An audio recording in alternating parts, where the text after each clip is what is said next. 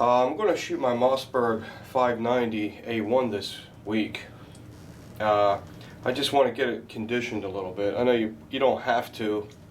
It is a warhorse. This is literally a warhorse, this shotgun. Probably don't need to be done what I'm about to do to it. But I want that nice, slick, buttery feeling when I'm touching myself. I want that nice, slick, buttery feeling when I'm operating my shotgun. And in order for me to do that, I have to completely break it down, clean it out a little bit, and lubricate all the parts, because this particular one is very, very, very dry, and it's got that cosmoline sticky gummy oil in there. And before I start doing that, I figure, hey, I might as well video it, and then it'll show you how to I'll show you how to take down this thing all the way down to the frame at the same time. It's not difficult. There's a little bit more involved in the 870 or the Benelli by far. It's a couple more parts. It's just because it's the interrupter bars, but it's not a big deal. Before I start, someone asked me if I still have my Glock 21. Of course. I love this monster. This gun shoots like a dream. I have night sights on it. I don't know if they're True Dots. No. They're just regular night sights. And I have my TLR1 light that some awesome dude gave me. And I like to keep it on my Glock 21. This is my bedside gun. Holds 13 plus 1, 45. As you can see, I got Golden Saber. I like Golden Saber because they work good and they're not a lot of money. And they're decent hollow points. And yep, 13 plus 1. So you can get 14 rounds of 45 ACP in that. I figured I'd show that. And some really cool dude, John, sent me a book on one of my favorite singers of all time. And you guys know I like Sinatra. You know, when it comes to Sinatra, man, when my dad used to listen to him when I was a kid, I really didn't pay attention, you know. And one day I paid attention to his recordings because I was wondering what's the big deal. Because I know Aerosmith would study him, the Beatles would study him, all these awesome artists would study Frank Sinatra's recordings because of his pronunciation and his diction and his breath control. Well, I was almost dirty. And just the sound of his voice, no one else sounds like him. He has his own sound. He has a modern vibrato. There's a lot of singers in my family, so I know a little bit about music. And vibrato is, if you don't know what that is, you know, when the singers make their voices wave like that. And in the old days, they had an old-fashioned sound, and then today, it's different. And Sinatra's vibrato is modern like today. I think that's why a lot of young people still dig Frank. And just wanted to show you that I got the book. It's a nice, big, thick, hardback book, and it's just about his whole life. He's probably the longest charting artist of all time. It's a shame he stuck around so long, and he got, you know, to where he couldn't even read the lyrics or remember the words of his songs anymore. It's sad when it gets like that, but that's how I remember him, and that's how I think of him when I'm listening to his music. He's just a cool motherfucker. He's pro-gun, and a lot of cool people. He's a lot of cool people's favorite singers. Take John Wayne, for instance. There's a guy that loves Frank Sinatra. Anyway, there's a quote here from him that I should have the page marked, but I'm not. Hold on. Yeah, this quote I'd like to show you from John Wayne. You can see there's a picture of them two together. Two icon giants. John Wayne on locations. When I use my mobile home to travel on the set, the first thing I request is not coffee, not tea, not air conditioning, or not even heat, but a selection of my Sinatra music. So, it's just, the Duke likes Frank, and trust me, the best singers in the world admire Frank, because he's just unusual. No one sings like him. No one ever will be like him, ever. And the guy's got fucking 3 Oscars for movies. Like 16 Grammys for music. It's insane. He's a freak. He's a cool dude, and a big supporter of Ronald Reagan, and he was responsible for 30% of votes for JFK. So there you go. He did more and take up space on the planet. And I think I know everything about him. I don't want this to be a video about that. donated over $1 billion, not a million, $1 billion to charity with kids and cancer and shit like that. That's someone you admire, aside of all the talent. That's a freak. Okay. We'll leave this in the background if there's enough room in here, because I like my Glock 21. The first thing we're going to do is start taking down this shotgun and start getting it ready for the range. I know they're probably ready right out of the box, but I just want it to feel a certain way, and it's bothering me how dry that is in there. So the first thing you want to do is check the chamber and make sure the thing has no ammunition in it. Ron. Okay. Feels pretty good, but it's a little stiff. So I'll put the bolt like halfway, like right there, like that. And then you'll see why later. First thing you do is take the cap off. This is the loading tube, the magazine tube. Just take the cap off. And remember, it's a military gun, so they try to make it as easy as possible to disassemble so the guys can clean it in the field or wherever. I just wish they would make those interrupter bars permanently in there. There's no reason for them to have to come out. So, and then this barrel comes right off. And this is Parkerized. Parkerized is really, really great. It's a great looking finish, but it scratches real easy. But this is the kind of gun you don't worry about scratches. Actually, they look better and better the more beat up they get. I'm looking in the chamber, and it's not a polished chamber at all. But like I said, because it has the dual extractors, you really don't need a polished chamber. If you want to polish the chamber and make it even smoother, by all means, go ahead. 000 steel wool, put it on a dowel, and just spin it in circles. Man, Jesus, that's a weapon right there. That's a heavy barrel. Okay. Okay, now the next thing we're going to do is we're going to go to the receiver. Let me get set up a different way, and I'll show you step by step. Alright, when it comes to taking the receiver apart, the first thing you're going to do is you're going to, I haven't done this in a while, so there's a pin here. It should come out pretty easy. This holds the trigger assembly in, and what you do is just get a punch. I use a brass one. Try to use a plastic one if you can. You don't want to mar up your gun. And you should only have to push that through like that. Damn, that came out easy. And it came right out. I'll put that there. And now what you do is you're going to flip it this way, and you're going to take the trigger group out. And what you want to do is you want to lift up on this side and pick it and sweep it out like a sweep. Don't try to pull it straight up. Just pull it like this.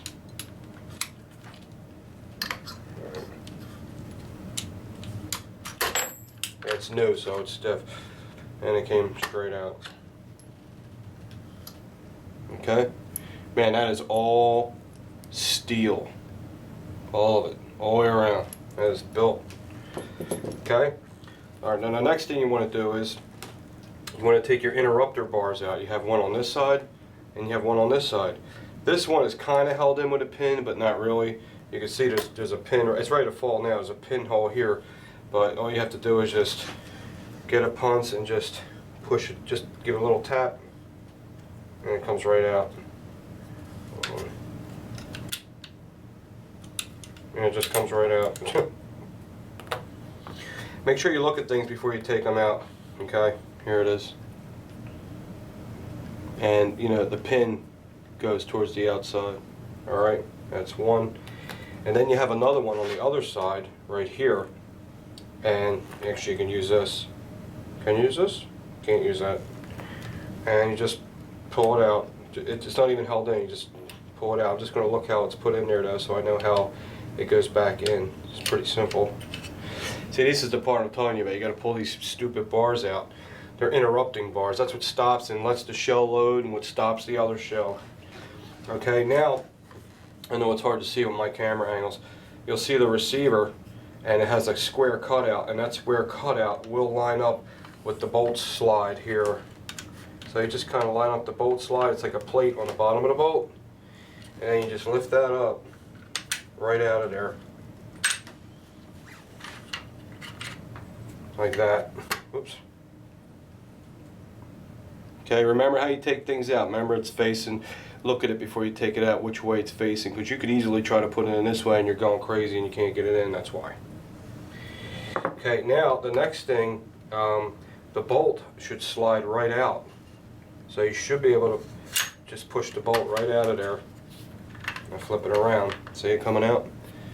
And it's sliding right out of there. There's the bolt.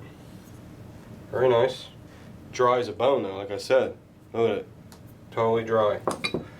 Okay, now the what's the name? The foregrip with the action bar should slide right off the loading tube with no problems.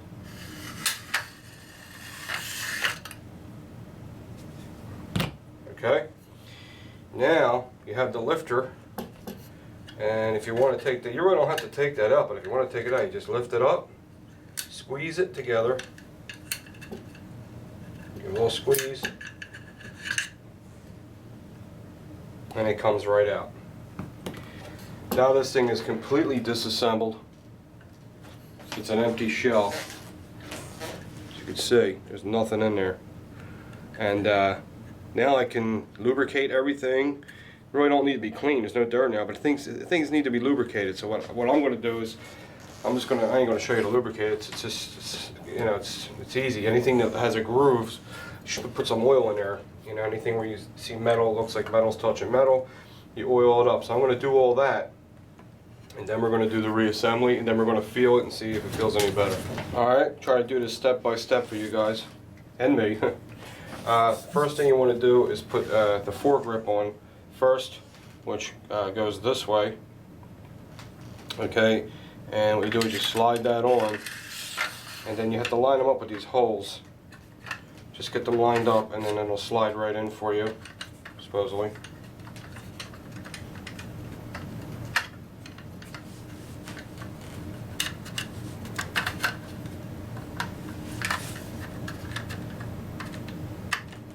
One, two, there it goes.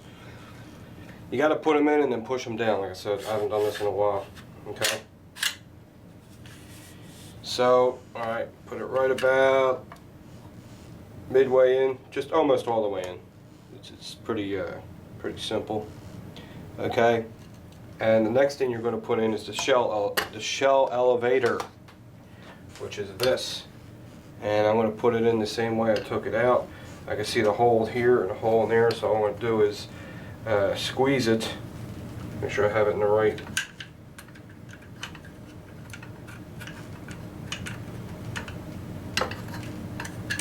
thing.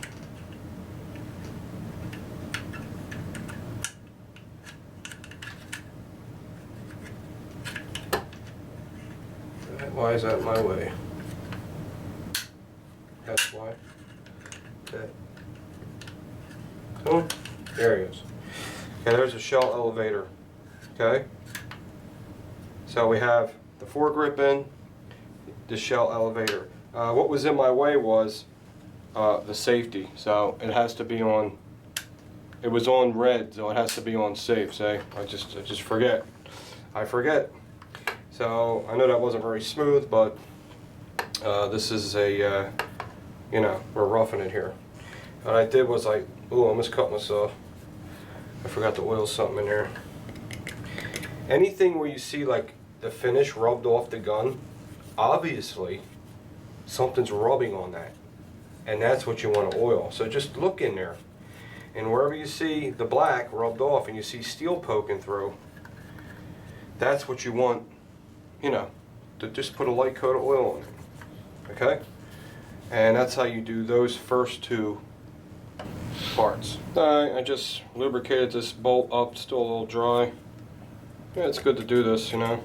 Like, some oil on there.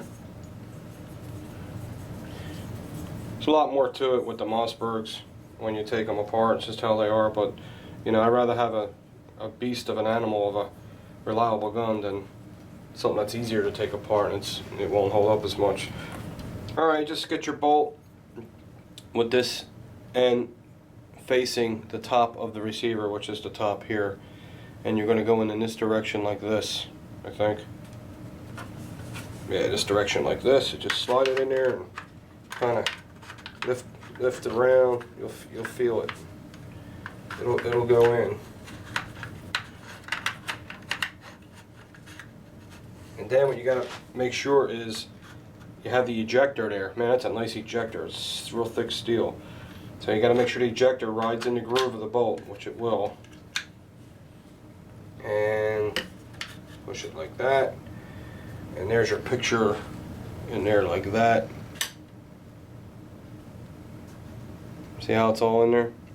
You'll see how the receiver's shaped, how things will go. But there is certain steps you have to take or you might have a problem. So I'm going to put this bolt like that. And now I'm going to put the bolt slide in, which is this. And see these little notches? The foregrip rods drop into those. You'll see it when you drop it in there. So I'm just going to drop this in and just move the foregrip to everything sits flush. Sits down there flush.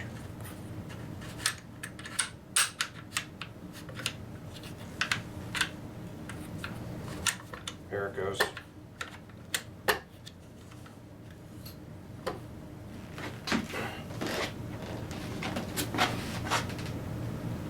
See, this is the plate I just put in, the slide plate.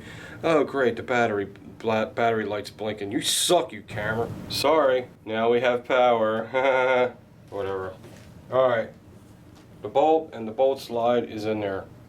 And the foregrip, the action bars, everything's in there and assembled. Now what you gotta do is just push everything forward, okay? Like this. All the way forward. And now what we're gonna do is we're gonna put in the interrupter bars. This has a pin on it. The one with the pin on it goes on the left side. And see how it's hooked? That's the interrupter for the shell. So it's going in this direction. Okay, so I'm just going to put that in.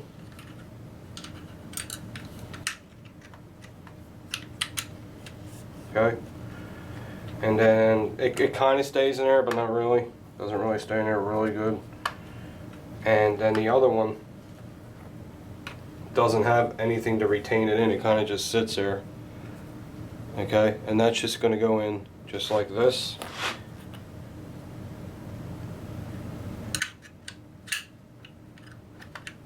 Okay, it looks good. It just sits in there.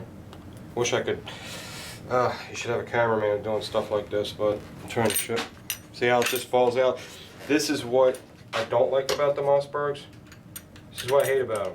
Okay, I wish they would come up with something a little better than this, but you know, what are you gonna do? That's their design. Okay, just give you a quick look in there and see what's going on. You go, if you're doing this, you're trying to do the video step by step, just pause the screen and take a good look in there and see how everything's sitting in there. Don't be afraid to do it. You can't hurt your gun, especially this thing. You can't hurt it. Alright, now we're going to put the trigger guard in. And like I said, with them action bars, how they're loose leader in there, they might fall out a couple times on you. Don't get mad like I do, because I'm an idiot. Just try to be real patient. Now when you put the trigger group back in, you want to put it in on an angle like this. So you want to put in, let's see here, I don't want to pull it like this. See, it's trying to come out on me, the bar. Gotta make sure them bars are staying in there while you're putting this in. And then this should now remember, when your gun's new, snap right in. Okay, which it did. Now if you've seen how it went in like this first and then the bottom snap in. Now everything should be retained in there. Okay, now what I want to do next is, obviously, is put the friggin' pin back in, this one. I'm looking at it, I just make sure it is symmetrical. I can see my punch marks on this side. So just to be on the safe side, I'm going to put it in the same way. Normally I see people oil this. I wouldn't oil it because as long as it's not rusty, keep it dry. Because if it's dry, the less chances of it sliding out of there. So you want, because you want it to stay in there. It's not in there very tight. So you want to push this in. Now if you have a hard time getting it in, it's because the trigger group is the trigger guard's a little too high, so you got to do some finagling. Trying to move it around a little bit, get some clearance. Man, my eyes are getting bad. I used to just need reading glasses. Everything's blurry. Okay, let's get a mallet and just tap her home. It's a rough video. I got to get like an overhead, something that can hold my camera like overhead. If I can find out how to situate it like that, it'd be great. But you can see, it's more parts, but it does come apart and go together easy, but it takes more time. And like I said, once you get good at it and you do it a lot, it'll probably be like nothing, you know. So, okay, that's good.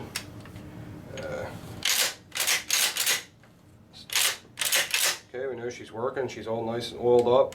Everything is nice and lubricated. Try and put that halfway. I don't think you have to put that halfway, but if I remember correctly, sometimes you do, and certain spots at a time you do. I don't fucking know. Alright, I'm putting this barrel on. The barrel's very simple. You got this ring and this ring. You gotta line that up with your magazine tube. Now, if you have a hard time getting this in the receiver, like from this point, you have a hard time getting it in the receiver like this, it's because this is back too far. So just try moving that forward a little more, and then pushing it in. Okay, now it's good. There it goes. Okay, again, I used to put oil in the threads and all, so it was easy for me to take the cap off. I find no, don't do that. Leave it dry, because you don't want the cap to wiggle loose. Put your cap on. This cap, for some reason, I don't know what it is, but it's a pain in the ass to get on. Here it goes. Something up with it. Maybe because it's new. A lot of things when guns are hard to disassemble is because they're new. Because the finish is brand new and it's thick. And when the finish is thick, the little fine things like threads and all, you know, are hard to deal with. Once you work it in and the finish rubs off the threads and all, you can put this thing back together, back and forth like butter. Like butter. Feels like 40% better. I definitely feel a difference. So what I'll do now is back up, bitch. Get a snap cap, just like 2 to make sure it ejects okay. So I'll throw one in there, make sure the lifter works okay, which it does. Put another one in the magazine tube, and then just rack it. Nice, nice. Them snap caps were a friend of mine sent me. Man, dude, they're heavy duty. That's it, guys. There's your disassembly, reassembly, Mossberg 590A1. You might not have learned anything because of the camera angles, but if you slow the camera down and blow up the screen real big, it's amazing what you could see on this computers. Still it, you know, freeze it and watch what's going on real slow. But yeah, it's amazing with a little oil and clean it up. It feels wonderful now. Alright guys, see you later. John, thanks for that book, bro. That's going in my collection.